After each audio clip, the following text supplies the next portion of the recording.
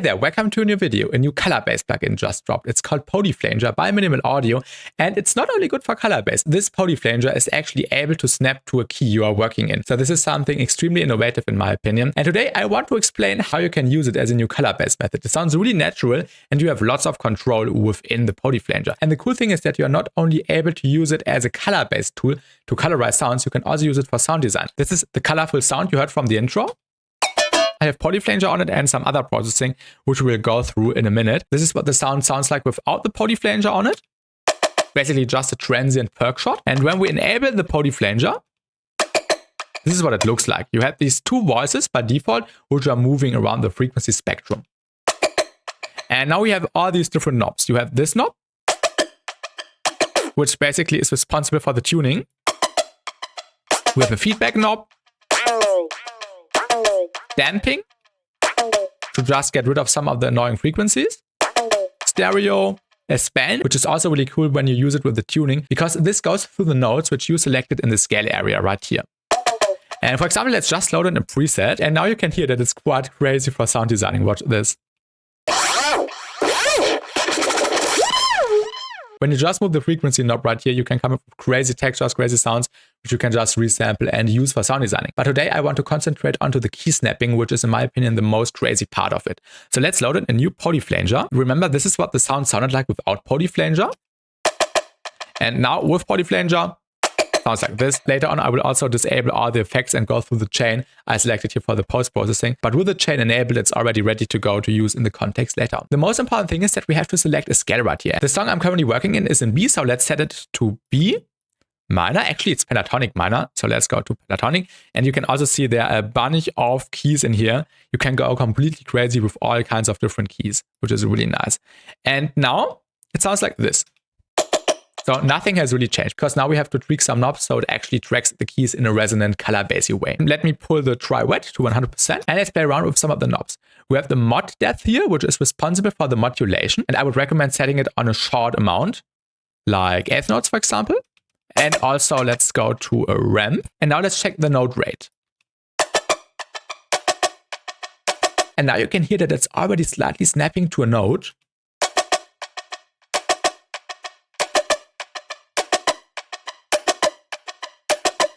We can increase it to up to 8 voices. Let's increase the feedback. And here you can hear that we got the resonant notes in key, B pentatonic minor. And the cool thing is that we now have control about the pitch,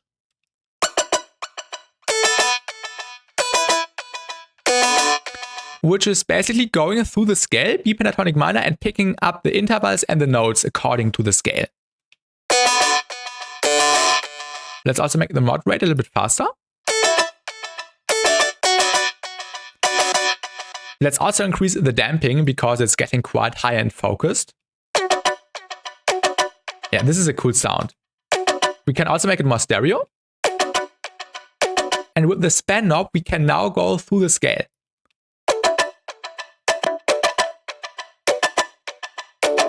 Which is really nice for variations. And there's even room for more variations by just tweaking the rate like this, for example. Let's set it to 1 bar. And now you can hear that it's modulating the flanger over the span of 1 bar. And when you want a shorter repetition time, just go shorter with the rate right here to, for example, 16th notes.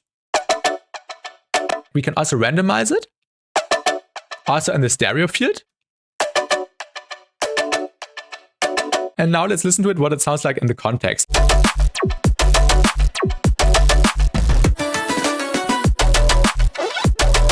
So this is really, really chill. And the settings I had at the very beginning were these. So if you want to copy the settings, just do it like here. This one had some more high end. You can go completely crazy. You have so much control. Let's quickly go back to our new setup right here. We are also able to switch the style right here from classic to hollow, which is really cool, and vapor, which is a little bit more detuned, like a saw almost. Would also recommend less feedback and more damping. And a faster rate. Let's get rid of the randomize. Maybe a higher octave. This sounds quite cool now. I would prefer the hollow style a little bit more because it's really, really hollow, as the name says, and perfect for plucky sounds. The original sound without any processing sounded like this. It was a sound from a sound design session which sounded like this. And I just made it plucky. So we also have this transient right here at the beginning, which was perfect for the context I had in mind. Then I got a snap heap on here with a frequency shifter and some filter movement with an audio follower to make it a little bit more wooden. After that, we have the Podflanger, where you can go completely crazy with the settings. These were the settings we came up with a minute ago, or you go with the settings I had at the beginning of the demo song. Really, really natural sounding melodic resonance right here. I just got an EQ here to cut out the frequencies we don't need. A little bit of OTT to make it a little bit louder. Then specom, short out Nesco. More EQ. After that, a gate to just cut out the tail right here. A vocoder, but not much, just a tiny bit. Another spec comp. In this case, I use spec comp Lite 2. I don't know why. It just sounded better in my opinion for this context. Another EQ, some serum FX with some hyper dimension, a delay, and a reverb with an automation as well. And that's basically the chain. In the group right here, I just have a saturator with digital clip enabled.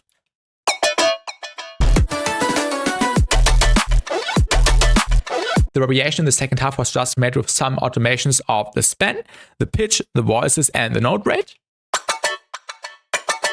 And before. And I also added an additional layer where also a Podflanger was involved, but just on one voice. Also in the B pentatonic minor scale. And also with a vocoder, some spec comp, some curve comp, some serum FX, and some delay as well. And that's it for the main sound. The filler sounds also use Podflanger. We have this sound right here, which was a sample I found without sound like this. And then I got the Podflanger on here with not 100% wet. I still wanted some of the dry signal and a spec comp. And later on, we have this sound. This was also the same sound I shot at the beginning, the very short one, the plucky one. And I just stretched it a little bit and pitched it. And we also have the Podflanger. Without it sounds like this. And with Podflanger, we can tune it perfectly in key. And I used the Vapor style for this because I wanted this more detuned character. And this also has some spec comp by Nesco on it.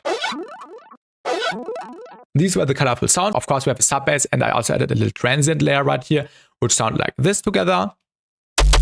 And these are supporting the colorful main sound. And of course, the synth melody and the drums.